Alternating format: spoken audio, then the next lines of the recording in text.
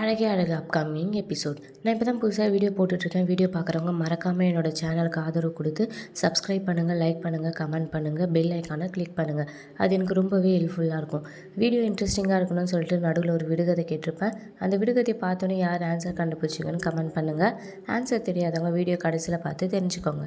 மலர் பார்த்திங்கன்னா அவங்க மாமனாரும் மாமியாரும் மலரோட தம்பி கல்யாணத்துக்காக பேசின விஷயங்கள்லாம் பார்த்திங்கன்னா அது அவங்களுக்கு ரொம்பவே எரிச்சலாகவும் கோவத்தையும் உண்டு பண்ணியிருக்கோம். அதனால அவங்க ரொம்பவே டென்ஷனாகவே இருந்திருப்பாங்க. அவங்க வீட்டு வாசப்படியில் உட்காந்துட்டு புலம்பிட்டு இருப்பாங்க. என்னென்ன பேச்செல்லாம் பேசுகிறாங்க, என் தம்பியும் எங்கள் அம்மாவும் இந்த வீட்டில் பொண்ணு எடுக்கணும்னு நினச்சாங்களாமே, இவங்க என்னமோ அவங்க மனசுக்குள்ளே பூந்து பார்த்தாங்களோ. இவங்க வீட்டில் இருக்க 2 பேரும் கவர்மெண்ட்டில் வேலை செய்கிறது நல்ல விஷயந்தான். அதுக்குன்ட்டு எல்லாரும் செய்யணும்னு ஒன்றும் இல்லைல்ல. கவர்மெண்ட் வேலை கிடச்சா தான் நல்ல இடத்துல பொண்ணு கிடைக்குமாமே. இல்லைனா நாங்கள் ரொம்ப சாதாரண இடத்துல தான் பொண்ணு பார்ப்போமா. சாதாரண இடத்துல பொண்ணு பார்த்தா என்ன, பொண்ணு நல்ல பொண்ணாக இருந்தால் போதாதா? ஏற்கனவே நான் இங்கே கல்யாணம் பண்ணின்னு லோல் படுறதெல்லாம் எங்கள் அம்மாவும் தம்பியும் பார்த்துன்னு தானே இருக்காங்க. அதை பார்த்துட்டு அவங்க இன்னொரு சம்மந்தம் வேறு இங்கே வந்து பண்ணிப்பாங்களா? இல்லை வேறு நான் வேறு ரொம்ப நல்லா வாழறேன் நான் இங்கே அப்படின்னு சொல்லி புலம்பிகிட்டே இருக்காங்க. புலம்பிகிட்டே இருக்கும்போது உடனே பார்த்தீங்கன்னா பாக்கியராஜுக்கு எடுத்து கால் பண்ணுறாங்க. பாக்கியராஜுக்கு கால் பண்ணிவிட்டு என்ன எங்கே இருக்கீங்க அப்படின்னு சொல்லி கேட்குறாங்க. அவர் பார்த்தீங்கன்னா நான் இங்கே டீ குடிக்க வந்திருக்க மலர் அப்படின்னு சொல்கிறாரு. சாப்பிட்டீங்களா அப்படின்னு சொல்லி கேட்குறாங்க. என்ன சாப்பிட்டீங்க அப்படின்னு கேட்குறாங்க. என்ன மலர் நீ கேட்குற இப்படி, நீ கொடுத்தமிச்சது தான் சாப்பிட்டேன் அப்படின்னு சொல்கிறாங்க. நல்லா இருந்துச்சா? நல்லா இருந்துச்சு மலர், எல்லாமே ஃபுல்லாக சாப்பிட்டுட்டேன். இன்னும் ஒரு மாதிரி கடுகடுன்னு பேசுகிற, நேற்று ரேவதி வீட்டில் நடந்ததுனாலையா? அதுக்காக சாரி மலர் அப்படின்னு சொல்கிறாங்க. அதெல்லாம் ஒரு பக்கம் இருக்கட்டும், நீங்கள் நல்லா இருக்கீங்களா அப்படின்னு சொல்கிறாங்க. நான் நல்லா இருக்கேன் மலர், எல்லாமே சாப்பிட்ட மலருன்றாங்க. ஆனால் நான் நல்லா இல்லை அப்படின்னு சொல்லி கோவப்படுறாங்க. அதுக்கப்புறம் பார்த்தீங்கன்னா உடனே என் தம்பி கார்த்திக்கு பொண்ணு பார்த்துருக்காங்க அப்படின்னு சொல்கிறாங்க. அட நல்ல விஷயம் தானே மலர், இதுக்கு எதுக்கு கோவப்படுற அப்படின்னு சொல்லி சொல்கிறாங்க. உடனே பார்த்தீங்கன்னா இந்த விஷயம் நல்ல விஷயந்தான், இந்த விஷயத்த உங்கள் வீட்டில் கேள்விப்பட்டு உங்கள் அப்பா அம்மா என்ன சொன்னாங்கன்னு தெரியுமா அப்படின்னு சொல்கிறாங்க. உடனே பாக்கியராஜ் போச்சுடா அப்படின்ற மாதிரி நினைக்கிறாரு. உங்கள் அம்மா என்ன திரும்ப சொன்னாங்க, எப்படியோ கார்த்திக்கு வெளியில் பொண்ணு பார்த்துட்டீங்க, எங்கே நீங்கள் ஸ்ருதியை கேட்டுருவீங்களோ நான் பயந்துகிட்டே இருந்தேன். உங்கள் அம்மாவும் தம்பியும் வரும்போதெல்லாம் என் பொண்ணு பார்க்குற விதமே சரி இருக்காது, எங்கே அவளை கட்டி கொடுங்கன்னு கேட்டுருவாங்களோன்னு நினச்சேன் அப்படின்னு சொல்கிறாங்க. அப்படியா சொன்னாங்க? இதில் உங்கள் அப்பா என்ன தெரியுமா சொன்னார், உன் தம்பிக்கு கவர்மெண்ட் வேலை கூட இல்லை, அவனுக்கெல்லாம் எப்படி பொண்ணு கிடைக்கிது, அவனுக்கெல்லாம் எப்படி கல்யாணம் ஆகுது அப்படின்னு கேட்குறாரு. இல்லை உங்கள் அம்மா வேறு, எப்படி இருந்தாலும் உன் தம்பிக்கு சாதாரண இடத்துல தானே பொண்ணு கிடைக்கும், உன்ன மாதிரி இந்த மாதிரி வசதியான வீடுலாம் கிடச்சிடாதுல அப்படின்னு சொல்கிறாங்க. இங்கே நானே வசதியாகவா இருக்கேன், நீங்கள் என்ன நான் கேட்குற 5 முன்னாடிக்கும் வாங்கியா கொடுத்துட்றீங்க? இங்கே நான் படுற பாடு எனக்கு தானே தெரியும். இங்கே நான் படுறதே போதாதா, இல்லை வேறு என் தம்பி வேறு இங்கேருந்து வீட்டிலேருந்து பொண்ணு எடுத்துகிட்டு அவன் வேறு படணுமா அப்படின்னு சொல்லிட்டு ரொம்பவே கோவமாக இப்போ பேசுகிறாங்க.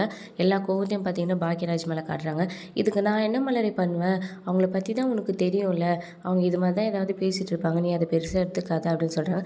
ஆமாம், எப்போ பார்த்தாலும் உங்கள் அப்பா அம்மாவுக்கு தான் சப்போர்ட் பண்ணுவீங்க, அங்கே என்னடானா உங்கள் தங்கச்சிக்கு சப்போர்ட் பண்ணுறீங்க, இங்கே உங்கள் அப்பா அம்மாவுக்கு சப்போர்ட் பண்ணுறீங்க, இங்கே நான்லாம் உங்களுக்கு ஒரு ஆளே கிடையாது அப்படி தானே அப்படின்னு சொல்லிட்டு கோவமாக பார்த்தீங்கன்னா ஃபோனை கட் பண்ணிடுறாங்க. உடனே பாக்கியராஜ் பார்த்தீங்கன்னா வாட்ஸ்அப்பில் வந்து பார்த்திங்கன்னா அவங்களுக்கு வந்து ஸ்மைலி மெசேஜ்லாம் அனுப்பிச்சி விட்றாரு. அதை பார்த்துட்டு இன்னமும் கடுப்பாகிறாங்க. நான் இருக்கிற கடுப்புக்கு இப்போ இந்த மெசேஜ் ஒன்று தான் கேடு அப்படின்னு சொல்லிட்டு பார்த்தீங்கன்னா பிளாக் பண்ணிடலான்னு சொல்லிட்டு பாக்கியராஜ் பிளாக் பண்ணிடுறாங்க. அதுக்கப்புறம் பாக்கியராஜ் பார்த்தீங்கன்னா என்ன நம்ம பண்ண மெசேஜுக்கு ரிப்ளைவே வரல. அதுக்கப்புறம் திரும்பவும் மெசேஜ் பண்ணுறாரு, ஒரு டிக் தான் வருது. திரும்பவும் கால் பண்ணி பார்க்குறாரு, காலுமே போகல, கட் ஆகுது. ஐயோ நம்மளை பிளாக் பண்ணிட்டா போலையே, இல்லை கன்ஃபார்மாக பிளாக் தான் பண்ணிட்டா. ஐயோ இப்போ வீட்டுக்கு போய் என்ன பண்ண போகிறோன்னு தெரியல, வீட்டுக்கு போய் தான் சமாதானப்படுத்தணும் அப்படின்னு சொல்லிட்டு போகிறாரு. அதுக்கப்புறம் பார்த்திங்கன்னா இங்கே தங்கராஜ் காமிக்கிறாங்க. தங்கராஜ் அவங்க அம்மாவும் கோயிலுக்கு போயிட்டு வந்திருப்பாங்க. அவங்க அம்மாவுக்கு கை கால்லாம் அமைக்க விட்றேன்னு சொல்லிட்டுருப்பாரு. அதெல்லாம் ஒன்றும் வேணாண்டா, நான் பார்த்துக்கிறேன். சரி எப்போ உன் மச்சானையும் மச்சான் பொண்டாட்டியும் இங்கேருந்து அனுப்ப போகிற, அவங்க வந்து 2-3 நாள் ஆயிடுச்சுல அப்படின்னு சொல்கிறாங்க. அம்மா எப்படி நீ ஞாபகப்படுத்தினம்மா, நானே சுரேஷ்கிட்ட பேசணும்னு நினச்சிட்டு இருந்தேன் அப்படின்னு சொல்லிட்டு தங்கராஜ் பார்த்திங்கன்னா சுரேஷ்க்கு கால் பண்ணுறாரு. சுரேஷ்க்கு கால் பண்ணிவிட்டு மாமா எனக்கு கால் பண்ணாருடா, உன்னையும் மதியையும் அங்கே அமுச்சு வைக்க சொல்கிறாரு, என்னால் அவர் பேச்சை மீற முடியல, நீங்கள் இருக்கிறது எனக்கு சந்தோஷந்தான், இருந்தாலும் அவர் உங்களை அங்கே அனுப்பி வைக்க சொல்கிறாரு, அதனால் நானே உங்களை அமுச்சு விட்றேன், இன்னைக்கு ஈவினிங் இங்கே வந்து சாப்பிட்டுட்டு அங்கே போங்க, நீ வரும்போது மதியை கூட்டிகிட்டு வா அப்படின்னு சொல்கிறாரு. உடனே சுரேஷ் பார்த்திங்கன்னா கோவப்படுறாரு.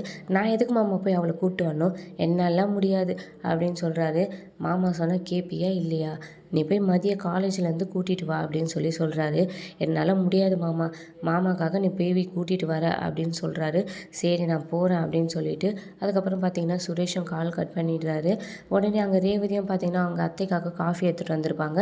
என்னங்க சொன்னாங்க சுரேஷ் அப்படின்னு சொல்லி கேட்பாங்க.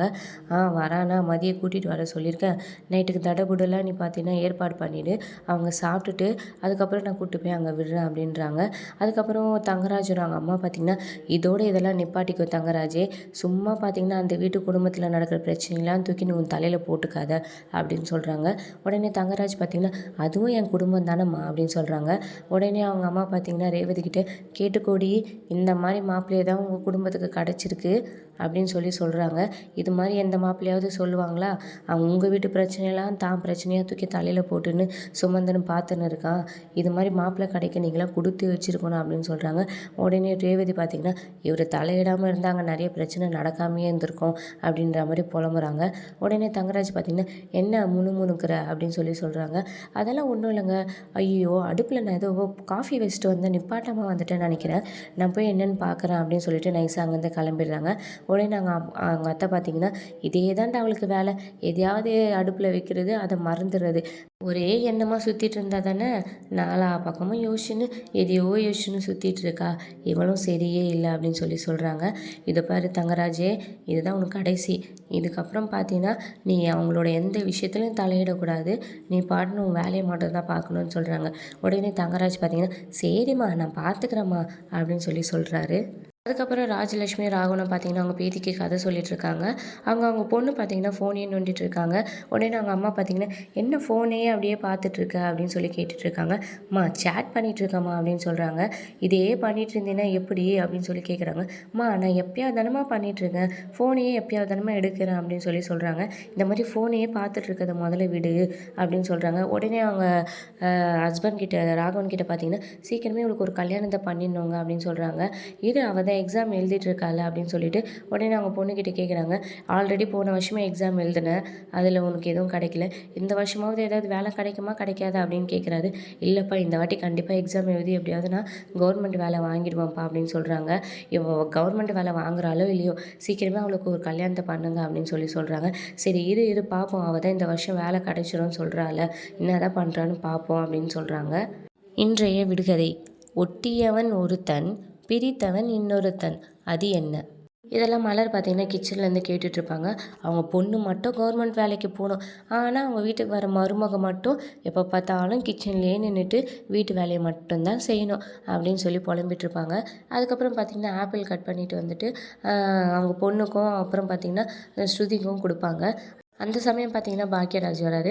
பாக்யராஜ் வந்துட்டு பார்த்திங்கன்னா அவங்க அப்பாவுக்கு மாத்திரை மருந்தெல்லாம் வாங்கிட்டு வந்து கொடுக்குறாரு. அதுக்கப்புறம் அவங்க தங்கச்சி பார்த்திங்கன்னா எனக்கு எதுவும் வாங்கிட்டு வரலையானான்னு கேட்குறாங்க. அவங்களுக்கு ஒரு சிப்ஸ் பேக்கெட் எடுத்து கொடுக்குறாங்க. அவங்க பொண்ணுக்கு பார்த்திங்கன்னா சாக்லேட் கொடுக்குறாரு. அவங்க அம்மாவுக்கு பார்த்திங்கன்னா ஸ்நாக்ஸ் கொடுக்குறாரு. அப்புறம் பார்த்திங்கன்னா மலர்கிட்ட பார்த்திங்கன்னா லஞ்ச் பேக்லாம் கொடுத்துட்டு சரி நான் போய் ஃப்ரெஷ் ஆகிட்டு வரேன் அப்படின்னு சொல்லிட்டு போயிடுவார். ஃப்ரெஷ் ஆகிட்டு வந்தோடனே பார்த்திங்கன்னா மலரே நான் கொடுத்த லஞ்ச் பாக்ஸை நீ ஓப்பன் பண்ணி பார்த்தியா அப்படின்னு கேட்குறாரு. அவங்க பதில் எதுவுமே பேசாமல் இருக்காங்க. அதுக்கப்புறம் பார்த்திங்கன்னா லஞ்ச் பாக்ஸ்லேருந்து பார்த்திங்கன்னா உனக்கு பிடிச்ச பால்கோவா வாங்கிட்டு வந்திருக்கேன் சாப்பிடுன்னு கொடுக்குறாரு. உடனே அவங்க பார்த்திங்கன்னா உங்கள் தங்கச்சிக்கு, உங்கள் பொண்ணுக்கு, உங்கள் அப்பா அம்மாக்கெலாம் வாங்கிட்டு வந்தது எல்லார் எதுலேயும் தானே கொடுத்தீங்க, ஆனால் பொண்டாட்டிக்கு வாங்கிட்டு வந்தது மட்டும் யாருக்கும் தெரியாமல் கொடுக்கணுமோ, அப்பா அம்மா எதில் கொடுத்தா என்ன ஆகிடும் அப்படின்னு கேட்குறாங்க. அதுக்கப்புறம் பார்த்திங்கன்னா மலரே சாப்பிடு மலர், உனக்கு பிடிக்கும் தானே வாங்கிட்டு வந்தேன், என்னை மன்னிச்சிடு மலர், இந்த பால்கோவா சாப்பிடுவியா, சாப்பிட்டுட்டு என்னை நீ வந்து அன்பிளாக் பண்ணுவியா அப்படின்னு சொல்கிறாங்க. அவங்க என்னால் அதெல்லாம் முடியாது, நானே வெறுப்பில் இருக்கேன், அந்த டைமில் பார்த்து தேவையில்லாத இமோஜிலாம் அனுப்பிச்சிட்டு என்னை வெறுப்பேற்றிட்டு இருக்கீங்களா, என்னால் அன்பிளாக் பண்ண முடியாது அப்படின்னு சொல்கிறாங்க. அதுக்கப்புறம் மலர் சாப்பிடு மலர் அப்படின்னு சொல்கிறாங்க. அதுக்கப்புறம் பார்த்திங்கன்னா அவங்க ஒரு வழியாக சமாதானம் ஆகி இதுக்கப்புறம் தேவையில்லாமல் என்னை இரிட்டேட் பண்ணக்கூடாது, நான் கோவமாக இருக்கேன்னு தெரிஞ்சு எனக்கு இந்த மாதிரி மெசேஜ்லாம் அனுப்பக்கூடாது அப்படின்னு சொல்கிறாங்க. சரி மலர் அப்படின்னு சொல்லிட்டு அவர் பார்த்திங்கன்னா பால்கோவா எடுத்து ஊட்டி விடுறாங்க. அவங்களும் ஒரு வழியாக சமாதானம் ஆகிட்டு அந்த பால்கோவா சாப்பிடும்போது பாக்யராஜ் பார்த்திங்கன்னா சும்மா இல்லாமல் முன்னெல்லாம் சமாதானப்படுத்துறது ரொம்ப ஈஸி மலர், ஒரு 100 ரூபாய்க்கு பால்கோவா வாங்கிட்டு வந்து கொடுத்தா போதும், நீ எல்லாம் ஈஸியாக சமாதானம் ஆகிடுவ அப்படின்னு சொல்கிறாரு. அது அவங்களுக்கு இன்னமும் டென்ஷன் ஆகிடும். என்ன சொன்னீங்க அப்படின்னு சொல்லிட்டு கோவத்தில் பார்த்திங்கன்னா திருப்பி அவர் எடுத்து பிளாக் பண்ணி விட்டுருவாங்க. கோவத்தில் அங்கே இருக்க மொத்த பால்கோவாவையும் பார்த்தீங்கன்னா அள்ளி அள்ளி எடுத்து சாப்பிடுவாங்க. பாக்கியராஜ் அதையே பார்த்துட்டு இருப்பார். என்ன நீங்கள் வாங்கிட்டு வந்த பால்கோவாவை நான் சாப்பிடக்கூட கூடாதா? சாப்பிடக்கூட கூடாதா சொல்லுங்கள், நான் சாப்பிடுவேன். ஆனால் நான் உங்களை அன்பிளாக் பண்ண மாட்டேன். நான் ஃபுல்லாத்தையும் சாப்பிட போகிறேன் அப்படின்னு சொல்லிட்டு ஒரு கோவமாக எல்லாத்தையுமே சாப்பிட்றாங்க. அப்படியே பார்த்தீங்கன்னா இந்த எபிசோடை முடிக்கிறாங்க. இனி அடுத்தடுத்து வரும் விறுவிறுப்புகளையும் சுவாரஸ்யங்களையும் ஷார்ட் அண்ட் ஸ்வீட்டாக தெரிஞ்சுக்க மறக்காமல் என்னோட இந்த புது சேனலுக்கு ஆதரவு கொடுத்து சப்ஸ்கிரைப் பண்ணுங்கள், பெல் ஐக்கானை கிளிக் பண்ணுங்கள். அது எனக்கு ரொம்பவே ஹெல்ப்ஃபுல்லாக இருக்கும். விடுகதையின் விடை கடிதம்.